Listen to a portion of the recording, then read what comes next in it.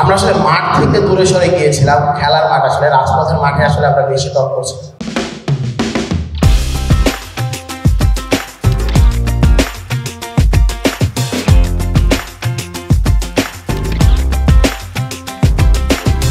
জুলাই আন্দোলনে প্রাইভেট বিশ্ববিদ্যালয়ের অগ্রণী ভূমিকা যেমন প্রথম সারিতে ছিল, তেমনিভাবে সমাজ থেকে মাদককে নির্মূল করতে গুরুত্বপূর্ণ ভূমিকা রাখবে বলে মত প্রকাশ করেছেন বৈষম্য বিরোধী ছাত্র আন্দোলনের সমন্বয়কগণ। বৃহস্পতিবার রাত ৯:৩০ হোটেল ইন্টারকন্টিনেন্টালে ২৪টি প্রাইভেট বিশ্ববিদ্যালয়ের সমন্বয়ে ইউনিভার্সিটি চ্যাম্পিয়ন্স ট্রফির উদ্বোধনী অনুষ্ঠান শুরু হয়।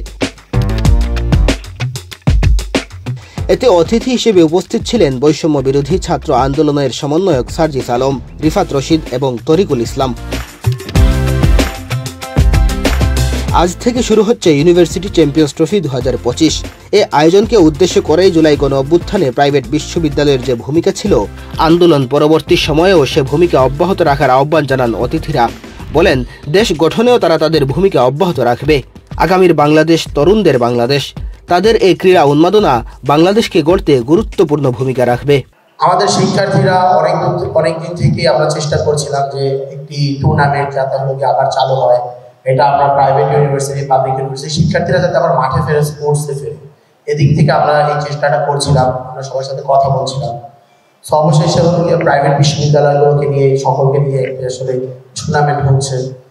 আমরা মনে করি যে এটা একটি অসাধারণ উদ্যোগ, আসলে আর এটাকে ধরে রাখতে হবে। এটা যে শুধুমাত্র আজকে একটি টুর্নামেন্ট দিয়ে শেষ হয়ে যাবে বা এই কয়েক বছর হচ্ছে তা না, একটা শুধুমাত্র ক্রিকেট বা ফুটবল টুর্নামেন্ট দিয়ে এটা শেষ হবে তারা। প্রত্যেকটা স্পোর্টস টুর্নামেন্ট ইন্ডিভিজুয়ালি এটাকে অ্যারেঞ্জ করতে হবে এবং সবাইকে কারেক্ট থাকতে হবে। খেলাধুলার মাধ্যমে সমাজের মাদককে নির্মূল করতে প্রাইভেট বিশ্ববিদ্যালয়ের এই আয়োজন ব্যাপক ভূমিকা রাখবে বলেও মনে করেন অনুষ্ঠানে আগত অতিথিরা। বলেন, আগামীর বাংলাদেশ তরুণদের বাংলাদেশ, আগামীর বাংলাদেশ সম্ভাবনার বাংলাদেশ। প্রাইভেট বিশ্ববিদ্যালয়ের মধ্যে অনেক বড় একটি সমস্যার জায়গা হচ্ছে মাদক। এই মাদক শুধুমাত্র আমাদের প্রাইভেট বিশ্ববিদ্যালয় নয়, বাংলাদেশের গোটা গ্রাম পর্যায়ে কিন্তু মাদক পৌঁছে গিয়েছে।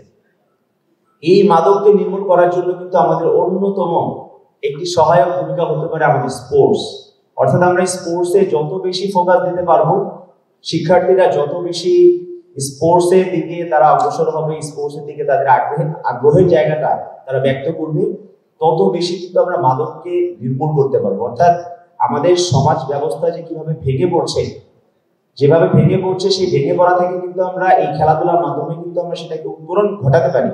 টুর্নামেন্টের মূল স্পন্সর ডেইলি সানের নির্বাহী পরিচালক তাজবিরুল ইসলাম বলেন, বসুন্ধরা গ্রুপ দীর্ঘদিন ধরে খেলাধুলার পৃষ্ঠপোষকতা করে যাচ্ছে। দেশের ক্রীড়াঙ্গনকে শক্তিশালী করে তুলতে প্রতিনিয়ত তারা বিভিন্ন উদ্যোগ গ্রহণ করেছে। এই টুর্নামেন্টের মাধ্যমে I think you will see the ground that has been facilitated in Bosundhara Sports City, and I believe that you all will love it.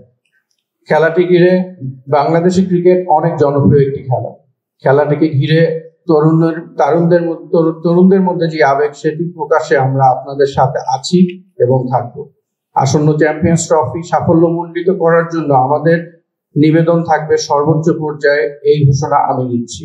Bashundhara গ্রুপের পৃষ্ঠপোষকতায় এই আসরে অংশ নিচ্ছে দেশের ২৪টি প্রাইভেট বিশ্ববিদ্যালয়।